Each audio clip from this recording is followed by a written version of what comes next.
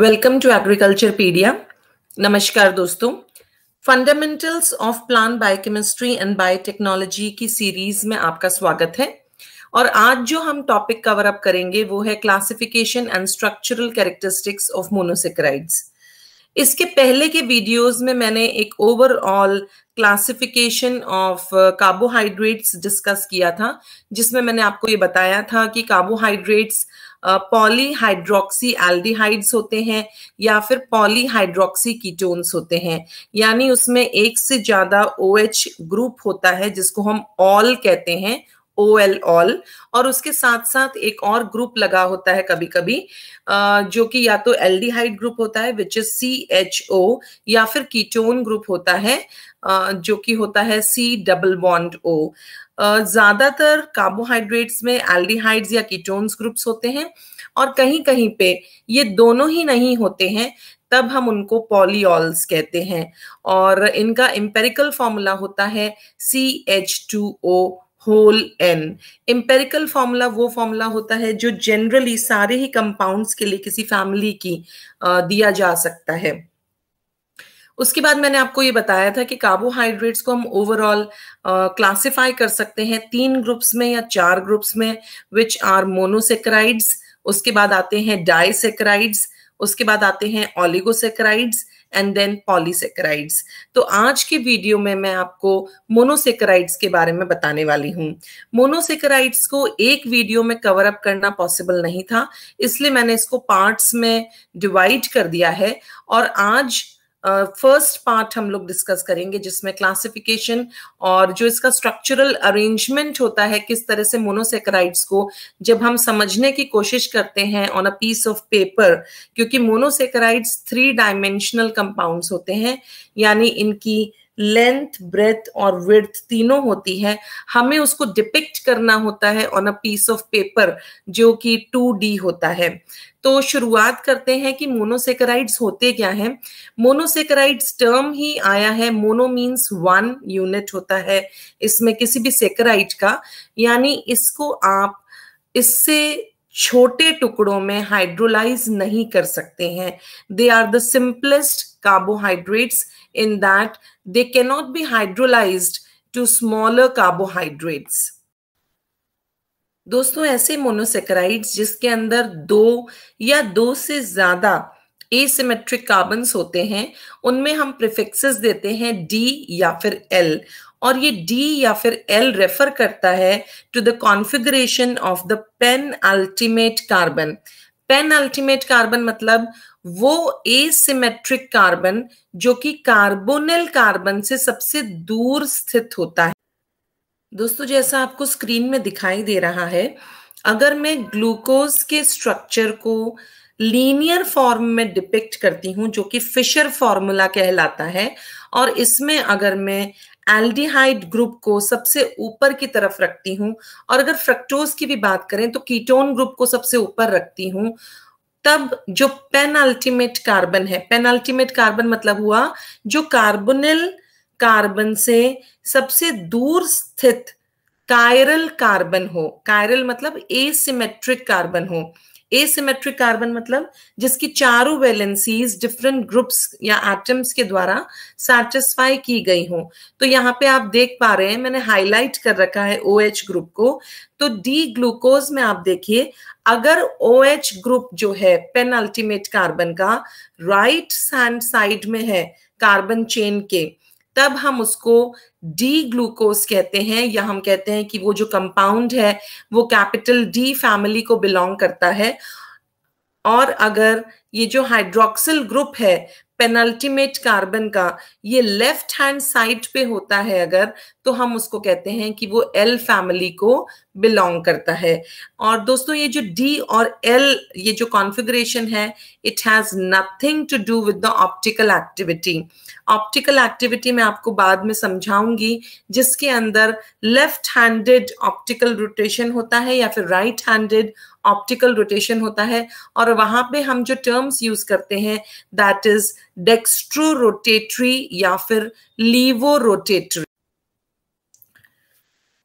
तो दोस्तों ऐसे मोनोसेकेराइड्स जो कि एल्डिहाइड ग्रुप को भी बिलोंग करते हैं और डी फैमिली को भी बिलोंग करते हैं, वो है, अगर मैं एल्डोटेट्रोज की बात करती हूँ, एल्डोटेट्रोज मतलब जिसमें एल्डोज ग्रुप होगा और 4 कार्बन होंगे, तो उस फैमिली को बिलोंग करता है डी एरिथ्रोज। एल्डोपेंटोजेस में जो मेंबर्स हैं वो हैं डी राइबोज, डी अराबिनोज और डी जाइलोज।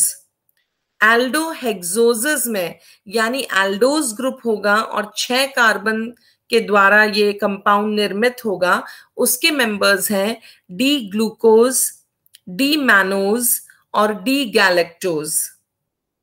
और सबसे इंपॉर्टेंट मोनोसेकेराइड जो कि एल फैमिली को बिलोंग करता है वो है एल अराबिनोज। और जो इंपॉर्टेंट कीटोजेस हैं वो है कीटो ट्रायोज की अगर मैं बात करूं तो डाई हाइड्रोक्सी एसीटोन। ये ऑप्टिकली इनएक्टिव होता है क्योंकि इसमें कोई भी एसिमेट्रिक कार्बन नहीं होता है।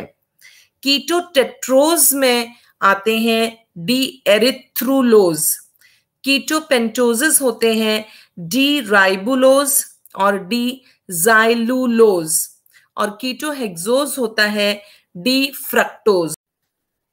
दोस्तों मोनोसेकेराइड्स 2 तरीके से डिपिक्ट किए जाते हैं। पहला फॉर्मूला या प्रोजेक्शन होता है फिशर प्रोजेक्शन, जो अभी हमने डिस्कस किया, which is linear in nature. लेकिन मोनोसेकेराइड्स जो होते हैं वो साइक्लिक फॉर्म में भी एग्जिस्ट करते हैं और इसके बहुत सारे एविडेंसेस हैं कि पेंटोज और hexose monosaccharides are present in cyclic form. तो ये जो साइक्लिक फॉर्म होता है इसको हम कहते हैं हैवर्थ प्रोजेक्शन। और जो एविडेंसेस हैं वो कौन कौन से हैं? ग्लूकोज और जो दूसरे एल्डोजेस हैं, they fail to give the शिफ्ट test for aldehydes. Solid glucose is quite inert to oxygen, यानी कि ये ऑक्सीजन के साथ रिएक्ट नहीं करता है, जबकि अगर बाकी के जो लीनियर एल्डिहाइड्स होते हैं वो बहुत ही इजीली ऑटो ऑक्सीडाइजेबल होते हैं। ग्लूकोज और जो दूसरे एल्डोजेस होते हैं, they do not form bisulphite और aldehyde ammonia compound. It means glucose के OH और H groups, they are not free to react. Glucose pentacetate does not react with hydroxylamine. Presence of 2 forms of glucose with different physical and chemical properties has been observed, जिससे ये पता चलता है कि glucose linear form में भी है और साइक्लिक फॉर्म में भी है। एक्सरे एनालिसिस से तो बिल्कुल प्रूफ हो चुका है कि ग्लूकोज में एक रिंग स्ट्रक्चर होता है और जो रिंग का साइज होता है वो भी अलग अलग होता है। और उसके अलावा ग्लूकोज का जो सॉल्यूशन है वो म्यूटा रोटेशन को शो करता है। दोस्तों जब भी किसी कार्बोहाइड्रेट में एल्डिहाइड या फिर कीटोन ग्रुप हाइड्रोक्सिल ग्रुप्स के अलावा प्रेजेंट होता है तो कुछ इंट्रामॉलिक्यूलर अरेंजमेंट्स होते हैं जिसकी वजह से वो जो कंपाउंड है उसको हम हेमी एसिटल या फिर हेमी कीटल कह देते हैं। ये जो इंट्रामॉलिक्यूलर हेमी एसिटल या हेमी कीटल होता है, it is the basis for the cyclic structure of the sugars, और इसी को हम हैवर्थ प्रोजेक्शन कहते हैं, जो कि एक इंग्लिश केमिस्ट के नाम पर ये नाम पड़ा है क्योंकि हैवर्थ ने प्रपोज किया था कि cyclic hemiacetal structures present होते हैं जिसकी वजह से ग्लूकोज की केमिकल प्रॉपर्टीज बदल जाती हैं।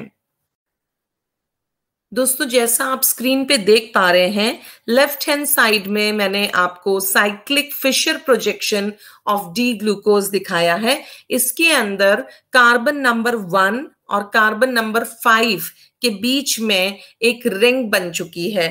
वहीं पे राइट साइड में आप देख सकते हैं कि डी ग्लूकोज का हैवर्थ प्रोजेक्शन डिपिक्ट किया गया है, जिसमें ग्लूकोज एक पूरी तरीके से रिंग फॉर्म में है। दोस्तों 2 तरीके की रिंग्स पॉसिबल होती हैं जहां पे 6 या 6 से ज्यादा कार्बन्स प्रेजेंट होते हैं। पहली रिंग होती है 5 मेंबर्ड रिंग जिसको हम फ्यूरेनोज कहते हैं, और दूसरी होती है 6 मेंबर्ड पायरेनोज रिंग। और ये रिंग्स तभी बनती हैं जब कार्बोनिल ग्रुप हाइड्रोक्सिल ग्रुप के साथ रिएक्ट करता है। और ये जो नेम्स इनको मिले हैं फ्यूरेनोज और pyranose, they are derived from the parent compounds which are furan and pyran. दोस्तों, most common ring structure for aldohexoses is the pyranose ring structure, जिसके अंदर carbon number 1, that is the first carbonyl carbon, reacts with the hydroxyl group attached on the 5th carbon.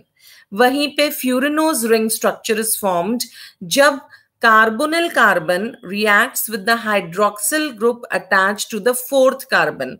ये जो फ्यूरेनोज form होता है less stable होता है pyranose structure से, और it is not very common among aldohexoses. दोस्तों, ये पाया गया है कि कहीं कहीं सॉल्यूशन में फ्रक्टोज फ्यूरेनोज के फॉर्म में होती है। हाउएवर, जो क्रिस्टलाइन स्टेट है उसमें सिर्फ पायरेनोज रिंग ही एग्जिस्ट करती है। राइबोज शुगर अकर करता है as furanose structure in many important biological compounds. और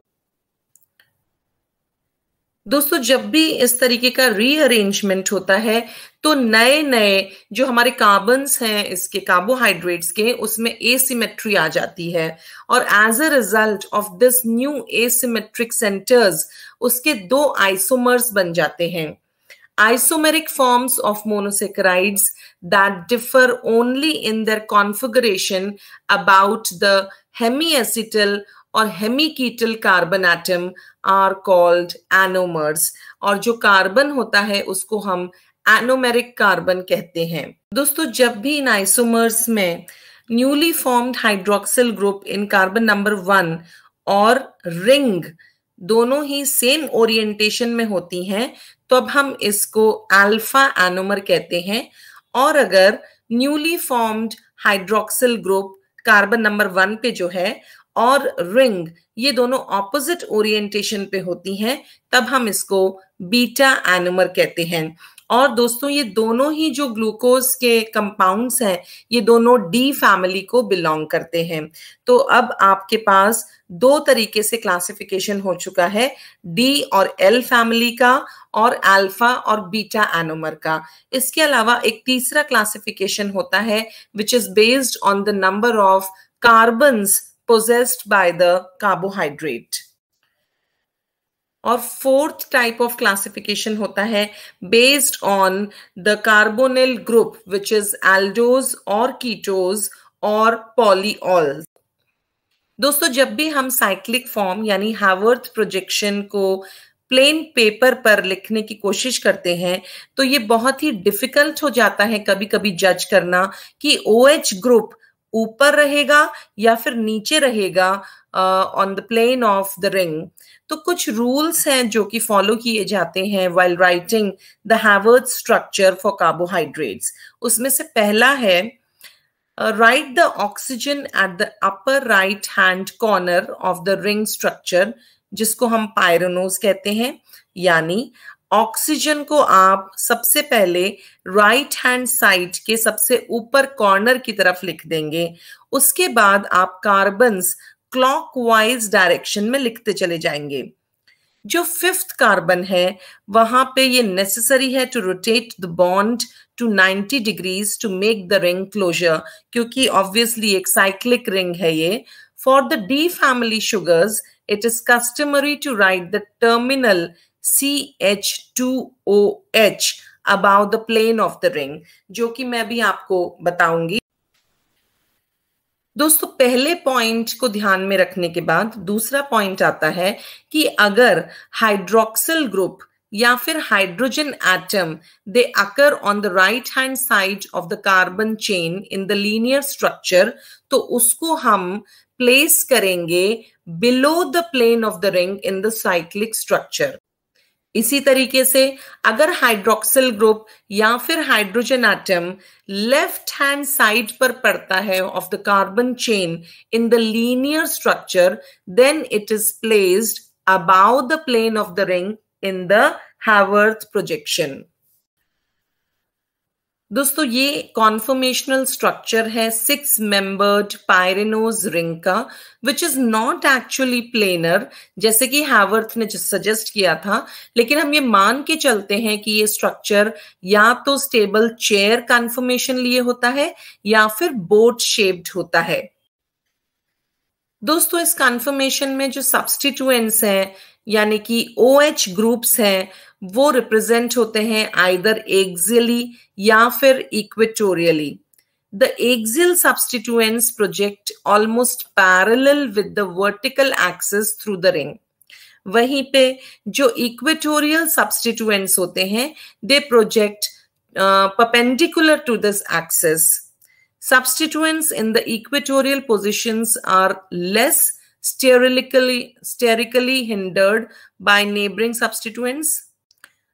और दोस्तों ये बहुत ही क्लियर होता है कि अगर सब्स्टिट्यूएंट्स इक्वेटोरियल पोजीशंस पर हो तो नेबरिंग सब्स्टिट्यूएंट्स से उनको बहुत ही कम स्टीयरिक हिंड्रेंस मिलती है। लेकिन अगर बल्कि सब्स्टिट्यूएंट्स हैं अगर किसी कॉन्फर्मेशन में तो इक्वेटोरियल पोजीशंस को फेवर किया जाता है ताकि स्टीयरिक हिंड्रेंस को कम से कम किया जा सके। दोस्तों ये तो प्रॉपर्टीज थी सिंपल मोनोसेकेराइड्स की। अब हम बात करेंगे डिराइव्ड मोनोसेकेराइड्स के बारे में। जो इंपॉर्टेंट फंक्शनल ग्रुप्स प्रेजेंट होते हैं मोनोसेकेराइड्स में वो होते हैं हाइड्रोक्सिल ग्रुप और कार्बोनिल ग्रुप। जब भी ये हाइड्रोक्सिल ग्रुप्स ईस्टर फॉर्म करते हैं यूजुअली विद फॉस्फोरिक एसिड या फिर ये रिप्लेस कर दिए जाते हैं किसी हाइड्रोजन या फिर अमीनो ग्रुप के द्वारा, तब हम उसको डिराइव्ड मोनोसेकेराइड कहते हैं। तो जितने भी कार्बोनिल ग्रुप हैं दे अंडरगो रिडक्शन और oxidation to produce number of derived monosaccharides. और सबसे पहले जो डिराइव्ड मोनोसेकेराइड्स की श्रेणी है उसमें मैं बात करूंगी डीऑक्सी शुगर्स की। दोस्तों शुगर्स में अगर hydroxyl group is replaced by a hydrogen group to produce deoxy sugars, जिसमें हम कहते हैं कि these sugars are devoid of oxygen, यानी इसमें एक ऑक्सीजन एटम की कमी होती है। दोस्तों सबसे इंपॉर्टेंट डीऑक्सी शुगर है 2-deoxyribose which occurs in deoxyribose nucleic acid। जो दूसरे इंपॉर्टेंट डीऑक्सी शुगर्स हैं वो हैं L-fucose और L-rhamnose। यहाँ पे जो सब्स्टिट्यूशन होता है हाइड्रोक्सिल ग्रुप का it is at the carbon number 6 of L-galactose and carbon number 6 of L-mannose, और रिस्पेक्टिवली ये दोनों जो शुगर्स हैं ये कन्वर्ट हो जाती हैं L-fucose और L-rhamnose में। L-fucose occurs in the cell wall polysaccharides namely hemicelluloses, और जो L-rhamnose होती है वो पाई जाती है पेक्टिक पॉलीसेकेराइड्स में जिसको हम कहते हैं rhamnogalacturonan। These deoxy sugars are also found in the complex oligosaccharide components of glycoproteins। दोस्तों ग्लाइकोप्रोटीन्स क्या होते हैं?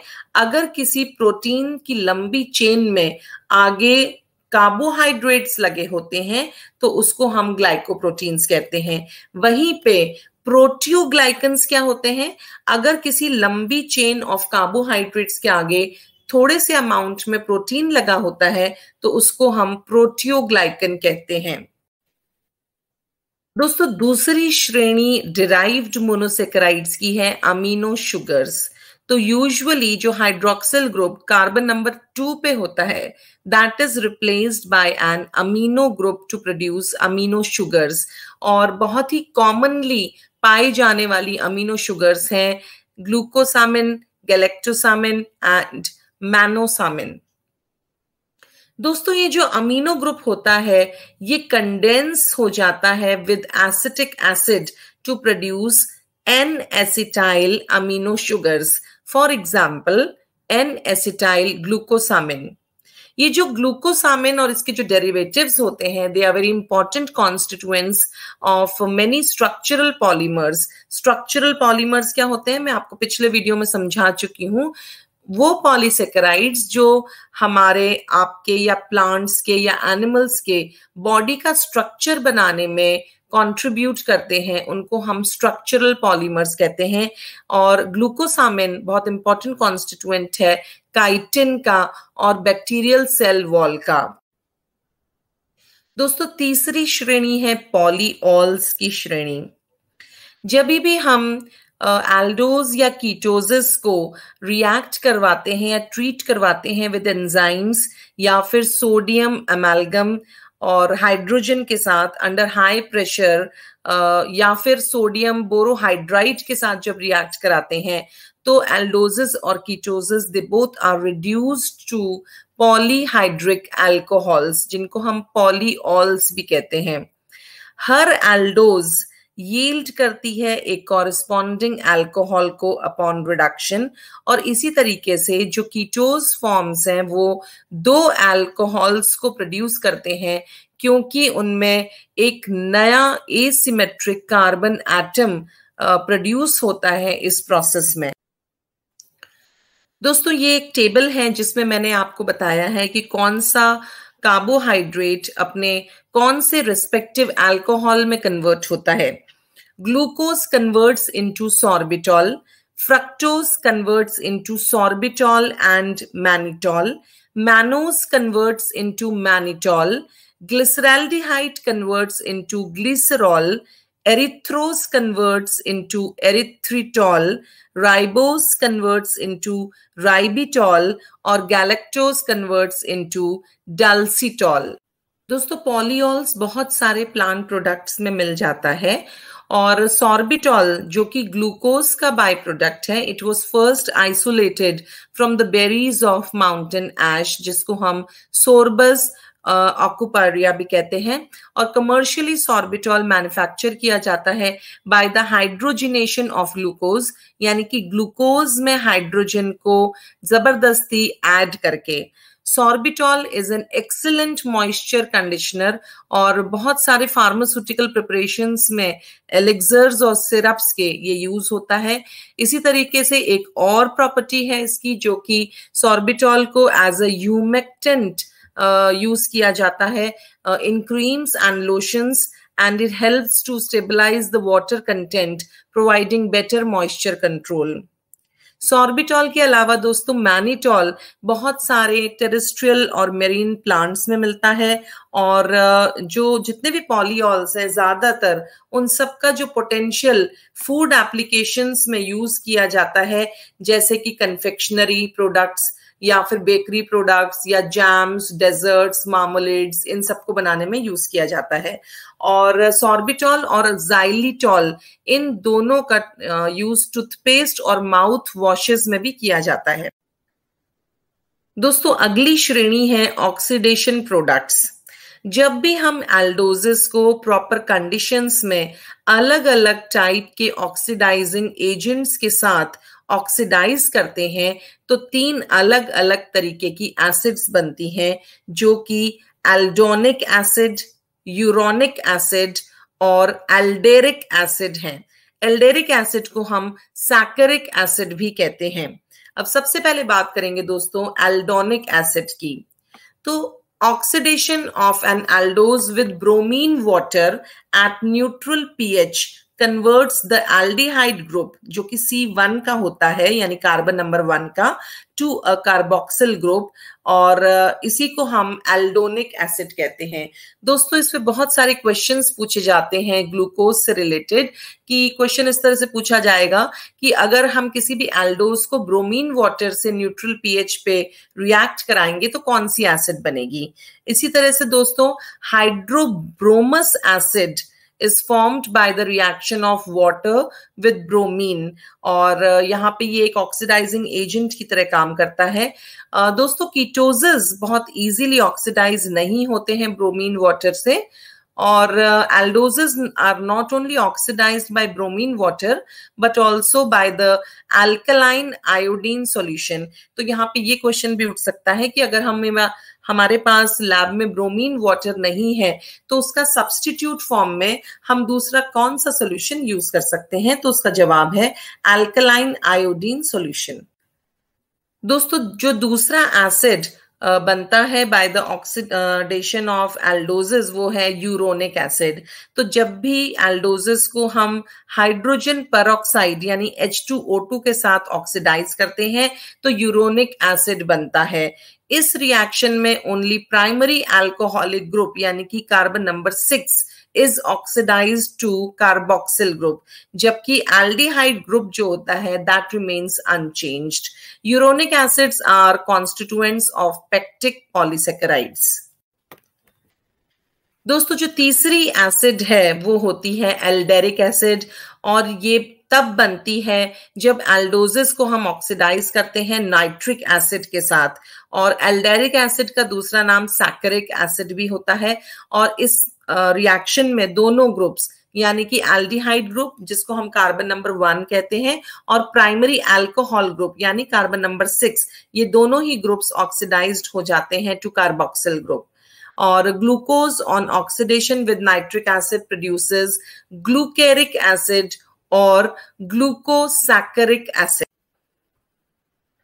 दोस्तों ये एक डायग्रामेटिक रिप्रेजेंटेशन है जो अभी मैंने आपको समझाया था कि glucose after the oxidation with different oxidising agents अलग अलग एसिड्स को प्रोड्यूस करती है। देखिए आप देख सकते हैं इसमें सबसे पहले अगर bromine water at neutral pH पर ऑक्सीडेशन होता है तो यहाँ पे कार्बन नंबर 1 का ऑक्सीडेशन होता है और वो प्रोड्यूस करता है एल्डोनिक एसिड। और अगर मैं ग्लूकोज की बात करती हूं तो उसको कहते हैं हम ग्लूकोनिक एसिड। वहीं पे अगर ऑक्सीडेशन किया जाता है नाइट्रिक एसिड के द्वारा तो ऑक्सीडेशन होता है C1 और C6 दोनों का, और जो एसिड प्रोड्यूस की जाती है वो होती है एल्डेरिक एसिड, और ग्लूकोज के टर्म में हम उसे कहते हैं ग्लूकैरिक एसिड। थर्ड केस है जहां पे ऑक्सीडेशन किया जाता है हाइड्रोजन पेरोक्साइड के द्वारा यानी कि H2O2 के द्वारा, और यहाँ पे oxidation of carbon number 6 takes place and the acid which is produced is uronic acid. और ग्लूकोज के केस में अगर मैं बात करूं तो उसे हम ग्लूकुरोनिक एसिड कहते हैं। तो दोस्तों ये तो बात हुई कुछ ओवरऑल क्लासिफिकेशन की। अब हम बात करेंगे फिजिकल प्रॉपर्टीज ऑफ शुगर की जो कि मिलती है म्यूटा रोटेशन या फिर ऑप्टिकल एक्टिविटी के द्वारा। वीडियो की शुरुआत में मैंने आपको बताया था कि ग्लूकोज में या फिर दूसरे एल्डोजेस में आइसोमेरिज्म पाई जाती है। तो दोस्तों आइसोमेरिज्म को हम डिफाइन कर सकते हैं as the existence of more than one compound with the same molecular formula, यानी ऐसे दो कंपाउंड्स जो कि एग्जिस्ट करते हैं विद सेम मॉलिक्यूलर फॉर्मूला लेकिन उनके अंदर स्ट्रक्चरल डिफरेंसेस होते हैं, या तो उनके अरेंजमेंट में डिफरेंस होता है या फिर स्टेरिकली वो अलग अलग तरीके से अरेंज होते हैं। तो जब भी हम क्लोजली ऑब्जर्व करते हैं मोनोसेक्राइड्स के स्ट्रक्चर्स को तो हमें पता चलता है कि एक से ज्यादा तरीके के मोनोसेक्राइड्स, अगर मैं हेक्सोज की ही बात करूं तो वो अवेलेबल होते हैं with different physical and chemical properties. तो इस तरीके के आइसोमेरिज्म को हम डिफाइन कर सकते हैं, जैसे कि डी ग्लूकोज और डी फ्रक्टोज में दोनों का फॉर्मूला सेम होता है लेकिन इसमें जो कार्बोनिल ग्रुप होता है वो अलग अलग होता है। डी ग्लूकोज में एल्डिहाइड ग्रुप होता है और डी फ्रक्टोज में कीटोन ग्रुप होता है। तो ऐसे कंपाउंड्स को हम फंक्शनल आइसोमर्स कहते हैं क्योंकि इसमें जो डिफरेंस आया है वो फंक्शनल ग्रुप की वजह से आया है। दोस्तों एक और तरीके का आइसोमेरिज्म होता है जो कि ऐसे कंपाउंड्स शो करते हैं जिनमें एसिमेट्रिक कार्बन एटम होता है और उसको हम कहते हैं स्टीरियो आइसोमेरिज्म। ये जो स्टीरियो आइसोमर्स होते हैं दे differ in the spatial arrangement of atoms और ग्रुप। स्पेशियल अरेंजमेंट मतलब होता है कि अगर मैं OH या H की बात करती हूं तो OH ऊपर भी हो सकता है प्लेन के और OH नीचे भी हो सकता है। तो दो तरीके के जो स्टीरियो आइसोमर्स होते हैं उनको हम कहते हैं ज्योमेट्रिकल आइसोमेरिज्म या फिर ऑप्टिकल आइसोमेरिज्म। और जो आइसोमर्स हैं they are called geometrical isomers या फिर ऑप्टिकल आइसोमर्स। तो पहले हम बात करेंगे ज्योमेट्रिकल आइसोमर्स की। इसको हम बहुत ही आम बोलचाल की भाषा में कहते हैं सिस ट्रांस आइसोमर्स। ये जो आइसोमर्स होते हैं दे differ in the special arrangement of atoms across a double bond. और ज्योमेट्रिकल आइसोमेरिज्म बहुत ज्यादा नहीं पाई जाती है कार्बोहाइड्रेट्स में। तो अब हम बात करेंगे ऑप्टिकल आइसोमेरिज्म की, which is very common in carbohydrates. तो optical isomers they differ in the arrangement of atoms around an asymmetric carbon atom। यानी कि हमने कायरल कार्बन एटम की बात की थी जिसमें चारों वैलेंसीज कार्बन की, they are satisfied with different groups।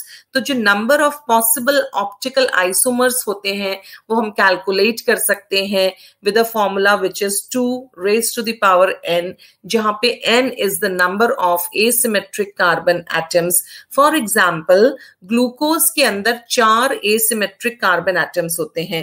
तो इसका मतलब ये हुआ कि 2 to the power 4, यानी कि 2 into 2 into 2 into 2, यानी कि total possible optical isomers glucose के जो बन सकते हैं वो होते हैं 16।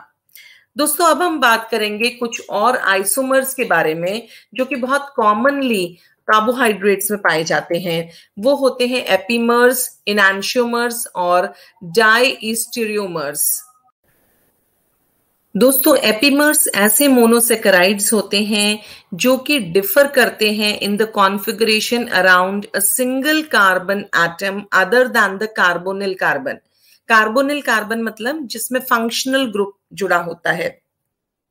आप स्क्रीन पर देख सकते हैं कि मैनोज और ग्लूकोज दोनों ही डी फैमिली को बिलोंग करते हैं, लेकिन जो कार्बन नंबर 2 है उसके अंदर मैनोज में हाइड्रोक्सिल ग्रुप लेफ्ट साइड पर है, जबकि ग्लूकोज में कार्बन नंबर 2 पे हाइड्रोक्सिल ग्रुप राइट साइड पर है।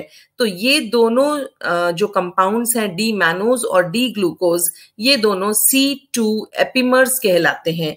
वहीं पे डी ग्लूकोज और डी गैलेक्टोज की अगर मैं बात करूं तो कार्बन नंबर 4 पर हाइड्रोक्सिल ग्रुप डी ग्लूकोज में राइट साइड पर है, वहीं पर कार्बन नंबर 4 में हाइड्रोक्सिल ग्रुप डी गैलेक्टोज में लेफ्ट साइड पर है। तो डी ग्लूकोज और D galactose they both are carbon number 4 epimer. दोस्तों इनैंशियोमर्स हम ऐसे आइसोमर्स को कहते हैं जिनकी मिरर इमेजेस मतलब अगर आप मिरर के सामने खड़े होते हैं तो जो लेफ्ट साइड है वो आपको मिरर में राइट साइड नजर आता है। अगर ऐसी मिरर इमेज को हम सुपर इम्पोज करना चाहें यानी एक के ऊपर एक बिछाना चाहें तो वो नहीं बैठेंगी। तो they differ in the ability to rotate the plane polarised light. Plane polarised light के रोटेशन को क्या कहते हैं? म्यूटा रोटेशन कहते हैं। और मैं अभी थोड़ी सी देर में इसी वीडियो में आपको समझाऊंगी। तो अगर किसी सॉल्यूशन में कोई इनैंशियोमर रोटेट करता है प्लेन ऑफ पोलराइज्ड लाइट को टू द राइट डायरेक्शन तो हम उसको डेक्स्ट्रो रोटेटरी कहते हैं। और वहीं पे अगर कोई solution plane of polarised light को लेफ्ट हैंड की तरफ रोटेट करता है तो हम उसको लीवो रोटेटरी कहते हैं। ये देखिए आपको स्क्रीन पे दिखाई दे रहा है कि कार्बन नंबर 2 पर डी ग्लूकोज और एल ग्लूकोज में जो हाइड्रोक्सिल ग्रुप है वो कार्बन नंबर 2 पे डी ग्लूकोज में राइट साइड पर है, वहीं पे एल ग्लूकोज में वो लेफ्ट साइड पर है। और इसी तरीके से जितने भी हाइड्रोक्सिल ग्रुप्स कार्बन नंबर 3, 4 और 5 पर लगे हुए हैं वो भी ऑपोजिट डायरेक्शंस में है। तो डी ग्लूकोज और L glucose they both are enantiomers of each other. दोस्तों इनैंशियोमर्स ऐसे स्टीरियो आइसोमर्स होते हैं जो कि मिरर इमेजेस तो होते हैं लेकिन नॉन सुपर इम्पोजिबल होते हैं। वहीं पे डायस्टीरियोमर्स ऐसे स्टीरियो आइसोमर्स होते हैं that are not at all mirror images of each other. आप स्क्रीन पर देख सकते हैं कि डी ग्लूकोज, डी मैनोज और डी गैलेक्टोज और जो दूसरे मेंबर्स होते हैं एल्डोहेक्सोसिस के, दे आर डायस्टेरियो आइसोमर्स। यानी कि आप देखिए कार्बन नंबर 2 पर डी ग्लूकोज में OH राइट साइड पर है, मैनोज में लेफ्ट साइड पर है, वहीं पे डी गैलेक्टोज में अगेन राइट साइड पर है। बट अगर आप कार्बन नंबर 3 की बात करेंगे तो डी ग्लूकोज और डी मैनोज में हाइड्रोक्सिल ग्रुप लेफ्ट साइड पर है और डी गैलेक्टोज में भी लेफ्ट साइड पर है। लेकिन उसके बाद अगर कार्बन नंबर 4 और 5 की बात करेंगे तो डी ग्लूकोज और डी मैनोज में हाइड्रोक्सिल ग्रुप राइट साइड पर है, वहीं पर डी गैलेक्टोज में कार्बन नंबर 4 का हाइड्रोक्सिल ग्रुप लेफ्ट साइड में है, लेकिन कार्बन नंबर 5 का हाइड्रोक्सिल ग्रुप राइट साइड में है। और दोस्तों अब हम बात करेंगे the much talked about optical activity के बारे में। देखिए, जब भी कोई ऑर्डिनरी लाइट जो कि वाइब्रेट करती है इन ऑल डायरेक्शंस, ट्रैवल कर रही होती है अपनी दिशा में, और हम उस लाइट को पास करें निकोल प्रिज्म से, तो जो इमर्जिंग लाइट होती है that vibrates in only one direction and such light is called as plane polarised light.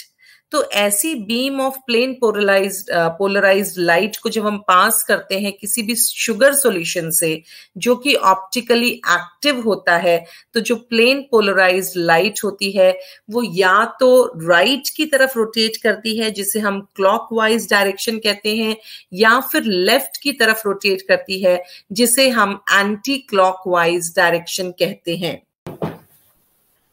दोस्तों, ऑप्टिकल एक्टिविटी को हम पोलरीमीटर के द्वारा मेजर कर सकते हैं और ये वेरी करती है with the concentration of the sugar solution और लेंथ ऑफ पोलरीमीटर ट्यूब जहां पे शुगर सॉल्यूशन को प्लेस किया जाता है, और कुछ इंपॉर्टेंट शुगर्स के स्पेसिफिक रोटेशंस मैं आपके साथ शेयर कर रही हूं और इन पे बहुत सारे क्वेश्चंस पुट अप होते हैं, जैसे कि डी ग्लूकोज जिसको हम डेक्सट्रोज कहते हैं उसका स्पेसिफिक रोटेशन होता है +52.2।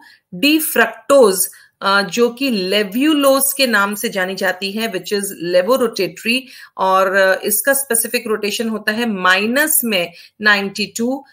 डी गैलेक्टोज का होता है +80.5। डी मैनोज का होता है +14.6। एल अराबिनोज का होता है +104.5।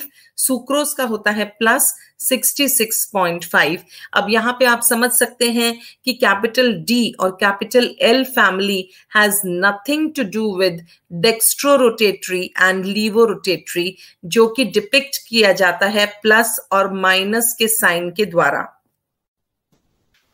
तो दोस्तों, mutarotation refers to the change in optical rotation, यानी क्लॉकवाइज या फिर एंटी क्लॉकवाइज जब भी एक aqueous sugar solution is allowed to stand, और शुगर्स जिनमें पोटेंशियली फ्री एल्डिहाइड या कीटो ग्रुप होता है वो म्यूटर रोटेशन को एग्जिबिट करते हैं।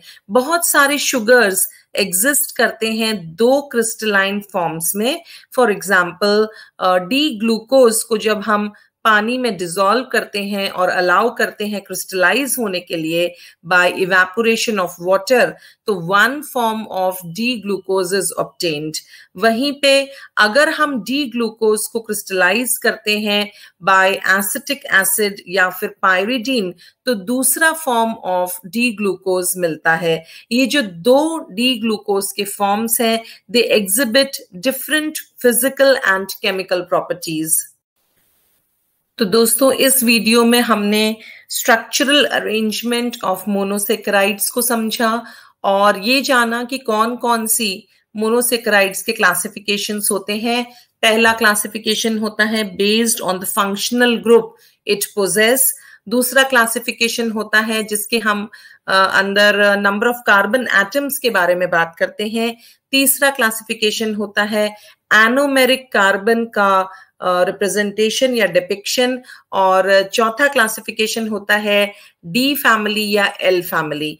तो ओवरऑल जितने क्लासिफिकेशंस हैं उनको कंबाइन करते हुए मैंने एक टेबल बनाई है जिसके अंदर हम पूरे मोनोसेकेराइड्स के क्लासिफिकेशंस को फिर से समराइज करेंगे। तो दोस्तों, मोनोसेकेराइड्स को हम बेसिकली दो तरीकों में क्लासिफाई कर सकते हैं। पहला है सिंपल मोनोसेकेराइड्स और दूसरा है डिराइव्ड मोनोसेकेराइड्स। सिंपल मोनोसेकेराइड्स में हम ट्रायोज की अगर बात करते हैं तो उसमें 3 नंबर ऑफ कार्बन होते हैं, और अगर एल्डोज शुगर है तो उसमें फंक्शनल ग्रुप एल्डिहाइड होगा, और कीटोज शुगर है तो उसमें फंक्शनल ग्रुप कीटोन होगा। एल्डोज ट्रायोज का एग्जाम्पल है डी ग्लिसरोज, और कीटोज ट्रायोज का एग्जाम्पल है डाइहाइड्रोक्सी एसीटोन। और ये दोनों ही compounds intermediary metabolites of glucose metabolism में पाई जा सकते हैं। अगर हम टेट्रोज की बात करते हैं तो उसमें नंबर ऑफ कार्बन एटम्स होते हैं 4।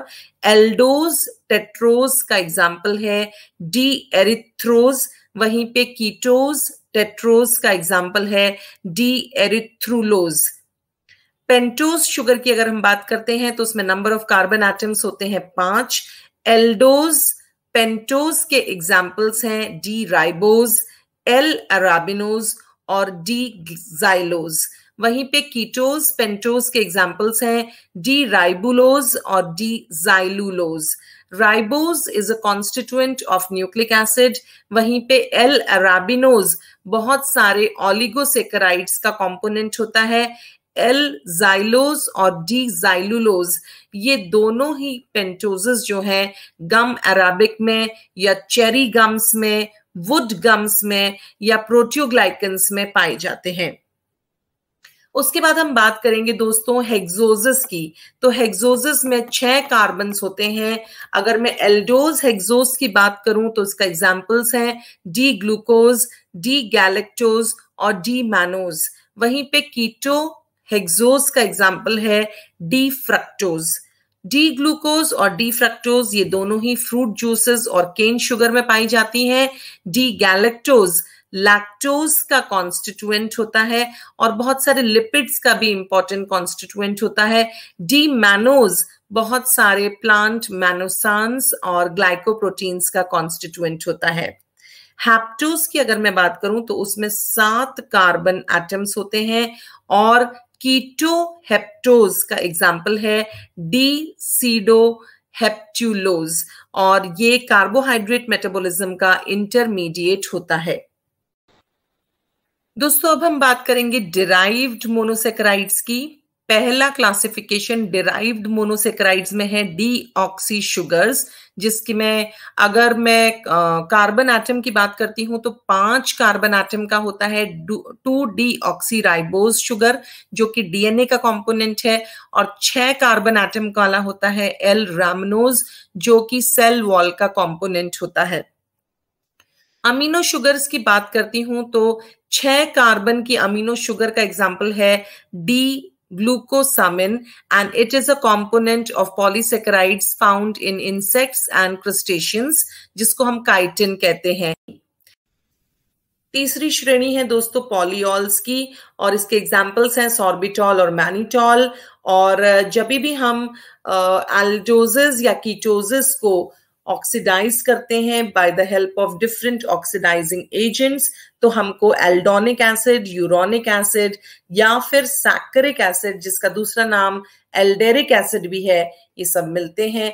और ये कहीं ना कहीं ग्लूकोज या पेक्टिन या स्टोरेज पॉलीसेकेराइड्स या फंक्शनल पॉलीसेकेराइड्स में बहुत ही इंपॉर्टेंट भूमिका निभाते हैं।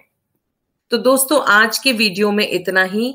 नेक्स्ट इसी सीरीज में मैं मोनोसेकेराइड्स की कुछ प्रॉपर्टीज के बारे में डिस्कस करूंगी और स्ट्रक्चरल अरेंजमेंट्स भी हम समझेंगे। उसके बाद उसके अगले वीडियो में मैं ऑलिगोसेकेराइड्स के बारे में डिस्कस करूंगी एंड देन पॉलीसेकेराइड्स। अगर आपको इस वीडियो के कंटेंट्स पसंद आए हो तो प्लीज मेरे इस वीडियो को लाइक करिए, कमेंट करिए। आपके कमेंट्स से मुझे काफी मोटिवेशन मिलता है